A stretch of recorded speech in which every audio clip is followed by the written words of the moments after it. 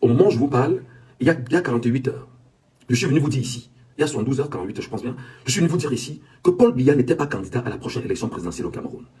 Et que le candidat qui avait été choisi, entre autres, s'appelait Franck-Emmanuel Biya. Franck-Emmanuel Biya, n'étant pas justement dans les bonnes grâces de la mère de Chantal Biya, elle a jeté son dévolu sur ses deux acolytes avec qui elle travaille. Plus précisément, l'homme qu'on appelle Oswald Baboké, pour qui il fallait chercher absolument 300 signatures. À côté, soit c'est Oswald Baboké, soit c'est Ngongo. Mais seulement Ngongo a estimé que c'est lui qui est le président qu'il faut pour le Cameroun demain. Et s'il faut même investir quelqu'un, c'est lui.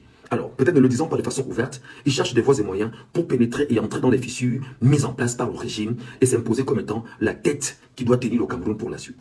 Mais seulement, sachant que c'est difficile pour eux d'intégrer le RDPC aujourd'hui et de prendre la position dans le RDPC de façon, face au statut justement du RDPC qui est très compliqué pour eux, ils essayent par tous les voies et moyens de pouvoir se positionner. Mais seulement, depuis 3 jours, que je ne fais que vous dire, et j'interpelle Chantal Biya, première dame du Cameroun, en lui disant que grande sœur, maman, femme, je te parle en tant que petit frère, en tant que fils, en tant que compatriote, en tant que citoyen, l'affaire dans laquelle tu es impliqué, la quitte derrière, alors je peux vous le dire et sans embâche, que ma voix compte et à chaque fois que je parle, les réunions sont organisées en haut lieu. Parce qu'ils savent que je suis dans le secret. Parce qu'ils savent que j'ai l'information. Parce qu'ils savent que je peux permanemment dire aux Camerounais ce qui est en train de se passer. Alors la bonne information là maintenant c'est que Paul Biya n'est pas candidat. Appelez Armand Nota qui est allé sur Facebook prendre un morceau de M. Webassi pour humilier Webassi du MRC qui est venu redire ce que j'ai dit. Paul Biya n'est pas candidat à la présidentielle prochaine. Sauf et seulement si. Parce que personne n'a entendu Paul Biya, personne n'a écouté Paul Biya, personne n'a vu Paul Biya. Et j'ai pris ici à témoin hier, malgré toutes les insultes que j'ai eues. D'ailleurs, vous m'insultez, moi je vous aime. Je vous ai dit ici qu'aucun média, aucune radio, aucune presse écrite, aucun journaliste n'a rencontré M. Biya comme ça avec les yeux pour dire que M. Biya a validé d'être candidat à la future élection présidentielle de 2025. Alors, qu'est-ce qui se passe aujourd'hui? Il se passe aujourd'hui précisément que le RDPC face bien sûr aux contestations que nous avons mis en place parce que nous on a contesté la candidature de Biya. On a prouvé que Biya n'est pas candidat parce que Biya n'a parlé à personne. On a prouvé que ce qui a circulé sur les réseaux sociaux c'était un tract. On a confirmé hier même à la CRTV. Et il y a le reporter de la CRTV qui officie à la présidence de la République, son nom m'échappe, qui est venu sur le plateau du 20h30 hier dire que non, le président de la République a toujours donné sa position comme étant candidat et qu'il n'est pas un président virtuel. Et qu'il a même fait même en 2018, que c'est en 2018, il a fait la même chose en 2018, il peut le faire en 2025, que c'est faux. Je dis non, c'est faux, cher monsieur. Biya n'a donné aucune interview à personne. Biya n'a parlé à personne. Biya n'a rencontré personne. Aucun journaliste. Et d'ailleurs, je vous ai dit hier que Charles Ndongo doit aller en prison. Marie-Claire Nana doit aller en prison. Seulement pour les deux là, parce qu'ils gèrent l'argent du contribuable camerounais. Ils ont fait ce qu'on appelle la propagation de fausses nouvelles. Ils ont fait ce qu'on appelle le mensonge d'État.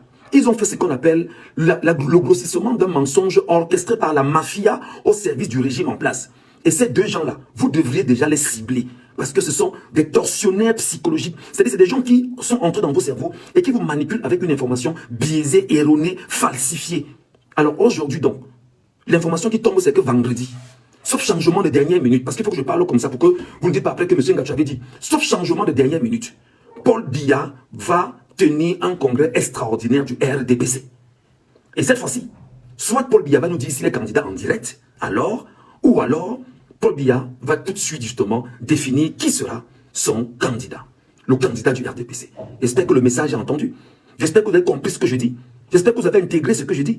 J'espère que vous n'allez pas le dire après que Michel Ngatou l'a trompé. Je dis donc que, sauf changement de dernière minute,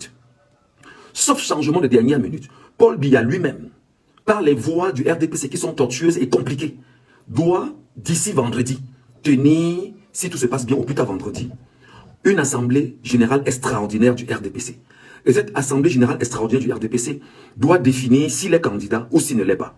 Alors, maintenant, vous devez comprendre que, quand je vous demande de taguer ici Grégoire Oona, c'est Grégoire Oona qui est dans la mafia du régime en place, avec les Ngongo et consorts, qui a été le tout premier ministre camerounais, d'ailleurs, soit dit secrétaire général adjoint du RDPC, du comité central du RDPC, qui soit sorti en premier pour dire que lundi, nous irons déposer le dossier de candidature du président de la République du Cameroun, du candidat du RDPC, avec une lettre d'investiture.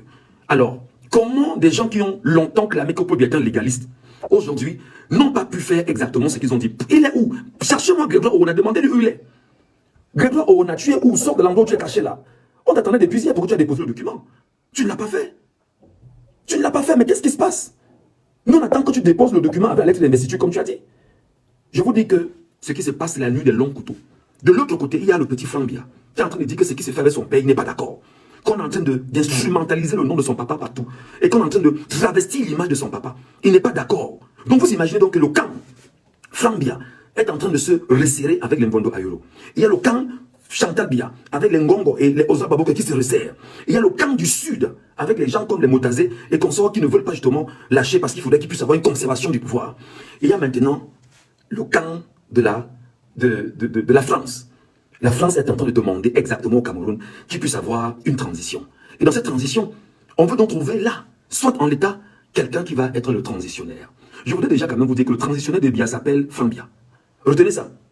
L'homme que Paul Biya a su et qu'il a son dévolu comme son transitionnaire s'appelle Flambia. Alors si Flambia est le transitionnaire de Paul Biya, Flambia aura des missions simples. Premièrement, la première mission pour lui sera de ramener le corps d'Amadou Ahidjo au Cameroun et son épouse. Parce qu'il veut calmer les cœurs des Camerounais du Nord. La deuxième mission pour lui sera de libérer les prisonniers politiques de Paul Biya, qu'il a retenus captifs depuis plusieurs années dans les prisons camerounaises. Parce qu'il veut contenter et calmer les cœurs. La troisième mission pour lui sera de libérer les prisonniers du MRC pour calmer les cœurs. La quatrième mission pour lui sera effectivement de retrouver, c'est-à-dire que de faire asseoir des gens pour qu'ils puissent avoir une nouvelle trajectoire avant qu'on puisse organiser de futures élections au Cameroun. Pour quelle raison est-ce qu'ils sont en train de penser transition? Parce qu'ils sont dans la logique de la conservation du pouvoir.